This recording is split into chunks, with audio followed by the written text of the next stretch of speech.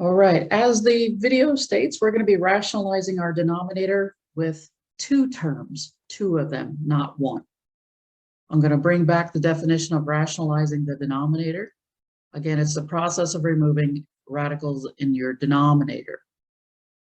But because there are two terms, we're going to be having to use what are called conjugates. Let's take a look at our first example, 9 over m plus the square root of 2. Because we now have a plus or minus sign, we have two terms in my denominator. So we can no longer deal with rationalizing like we did with one term. Again, the idea here is to use conjugates. If you don't remember conjugates, please go back and review or look at the video on conjugates and conjugate pairs. Our denominator is m plus the square root of 2. Remember what the conjugate is. The conjugate is the same thing, but the middle sign changes. Only this changes from a plus to a minus. That is the only difference between conjugates. Nothing else changes but this middle sign between these two terms. This is our original. This is the conjugate. This is what we're going to multiply top and bottom of our given fraction right here. Here is our original problem. In order for the radical to go away in here, even though it's attached to a non-radical, it doesn't matter. The moment I have a radical plus or minus something else, I have to use the conjugate. Again, we said the conjugate was m minus the square root of 2. What you do to the bottom, you have to do to the top. Again, the reason for that is there's no equal sign in here, so we have to multiply by, in essence, you're multiplying by 1. Now that I got my conjugate, what I'm going to do is I'm going to concentrate solely on my denominator for now. I will leave the top the way that it is. Let's FOIL the denominator. I'm going to have m times m minus, again, I'm just FOILing, m times the square root of 2 plus 2 times the square root of m, or m times the square root of 2. Again, what is this? This is a commutative property. Minus the square root of 2 times the square root of 2. This is just FOIL. Again, I'm leaving the top because I want to concentrate on my denominator. From here, I'm going to clean this up a little. Let's see what we do in the next step. Once I had FOILed, you can kind of tell what I'm doing here. I got rid of the parentheses just to see things a little cleaner. And notice that I am putting all my radicals in the back. Non-radical stuff like this m go in front of the radicals. Keep the radicals behind to make your problem clearer. All right, m times m gives me m squared. I can't do anything with these two, but I took the square root of 2 times the square root of 2. Since they had the same index, I can smush them underneath one radical. The square root of 2 times 2. If we look at this problem right here, the minus m square root of 2 plus m the square root of 2. These are exactly alike. The m in front, the square root of 2 in the back, except the difference is one's a plus, one's a minus. If I'm adding something and subtracting the same amount, that gives me 0. These two cancel out. The square root of 2 times 2, if you want to write it as 4, you can. Square root of 4, as we know, is 2. My denominator is finished. So what I'm now going to do is concentrate on my numerator. And that's just a regular distribution. The m and the square root of 2 get the 9. This is all I can do. If you're trying to get a reduction happy, in other words, you want to reduce everything, please put parentheses like I did around the top and all of the bottom. If they do not look alike, then you cannot reduce. Again, you also cannot reduce up here as well. If you need to put parentheses around it to show you that this does not look like that, you cannot reduce, then use it. It's really helpful. This is my final answer. I can't do anything else. Let's do another problem. Now I got two radicals in my denominator, square root of k minus the square root of 5. If we're rationalizing our denominator, we need to use the conjugate. The conjugate of our original problem, the square root of k minus the square root of 5, is the square root of k plus the square root of 5. Again, the only thing that changes is this middle sign between these two terms, nothing else.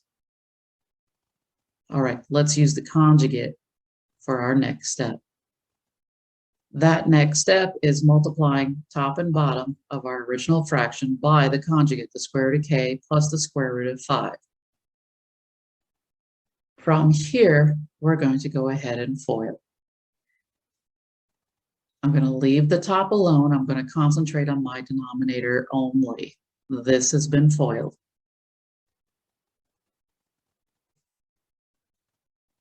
Once I've FOILed, and all of these indices are the same, they're allowed to go underneath one radical, the k and the k.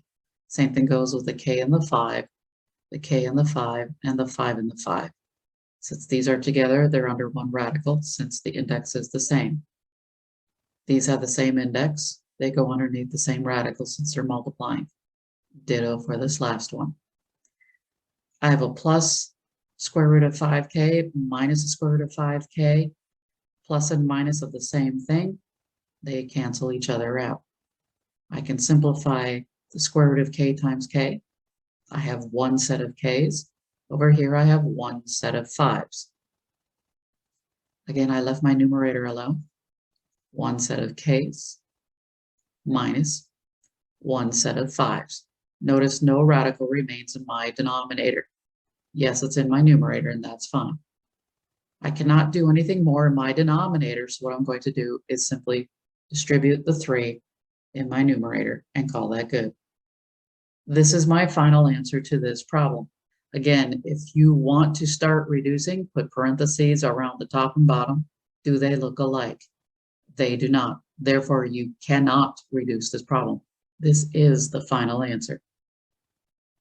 In this problem, we see radicals top and bottom. If you don't read the directions, again, you're not going to be sure, are we rationalizing numerator or denominator?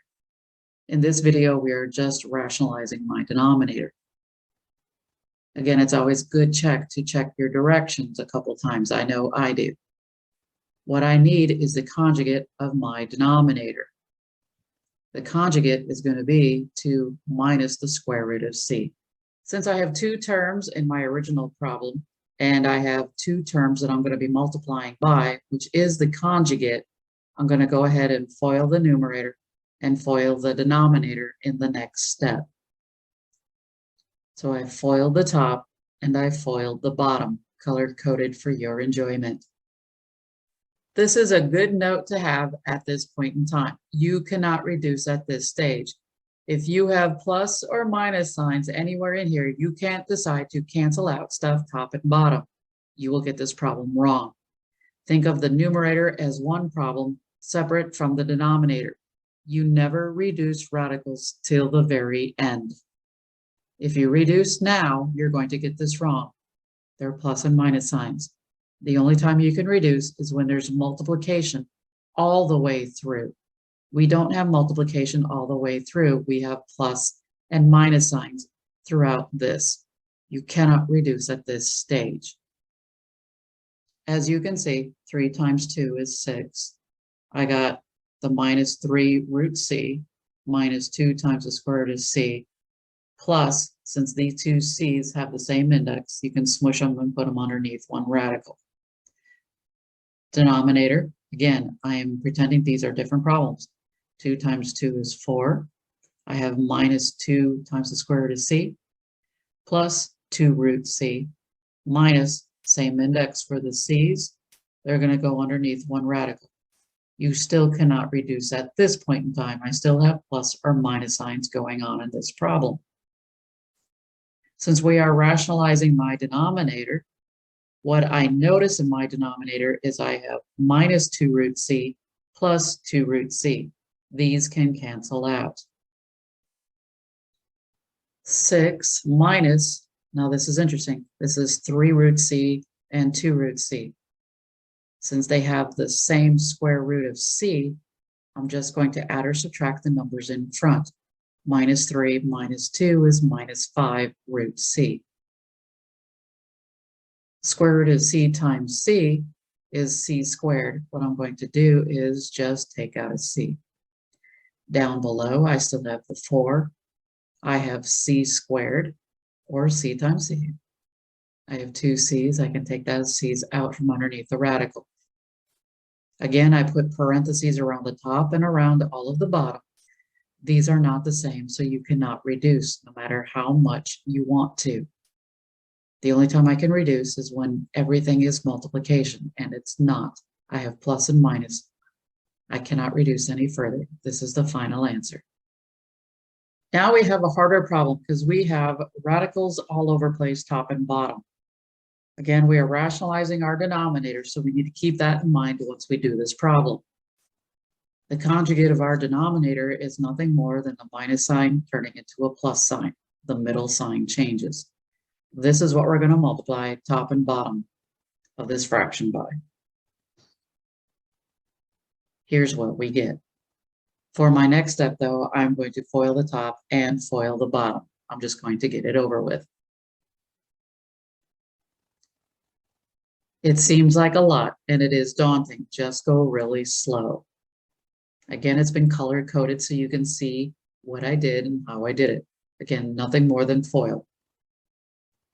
What I did next in this step is I put any outside numbers in front and the radicals in the back.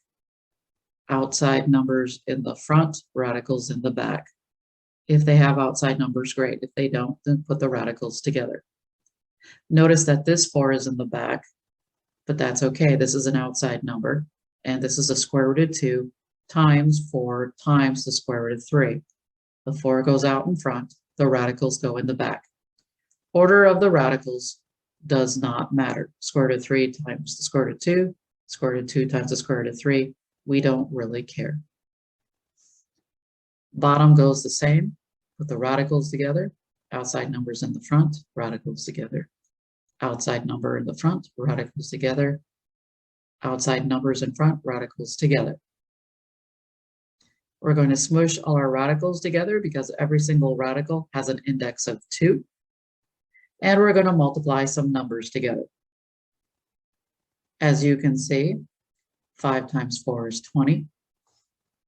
4 times 4 is 16. And all of our radicals have been smushed together. As you can see, the pencil from the red. Again, the red stands for our conjugate. I have 4 times the square root of 2 times 3 minus 4 times the square root of 3. That's interesting. You can reduce at this stage if you so want, or you can rewrite 2 times 3 as 6. Either way, it's fine. I multiplied all of the insides together in this step right here. I simplified my denominator. Square root of 3 times 3, or the square root of 9, is 3. 2 times 2, I took out the 2's, or you can look at this as the square root of 4 is 2. I'm going to simplify my denominators a little bit more. Let's take a look at our numerator. Square root of 9 is 3, so we have 20 times 3. Square root of 4 is 2. Square root of 6. All right, let's move on. 4 times the square root of 6 minus 4 times the square root of 6. These cancel out. That's 0, so I'm left with 2 minus 48. Up on top, I have 60 minus 2. Down below, I have negative 46. Turns out that I just moved the 60 and the negative 2 in the back to deal with the radicals in the front. Why did I do that? These are like terms. Like terms always have the same index with the same radicand, the stuff underneath. So I have the square root of 6 on both of these. If you want to factor out the GCF radical, which is the square root of 6, you can. You'd have 5 minus 4. If you want to leave it like this, understanding that the square root of 6 is in common, you just simply add or subtract the outside numbers. You can do that as well. 5 minus 4 is 1. times the square root of 6 plus 60 minus 2 is 58 over negative 46. Or you don't need that 1 in front at all. The book will do it this way. There's no need to write a 1. We understand that there's only one square root of 6 here.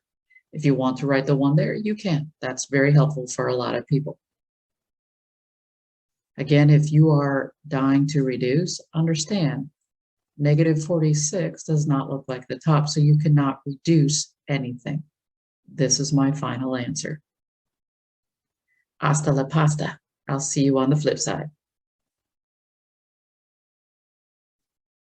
This is a good newt. Good newt? Really? Like what? Newt? What?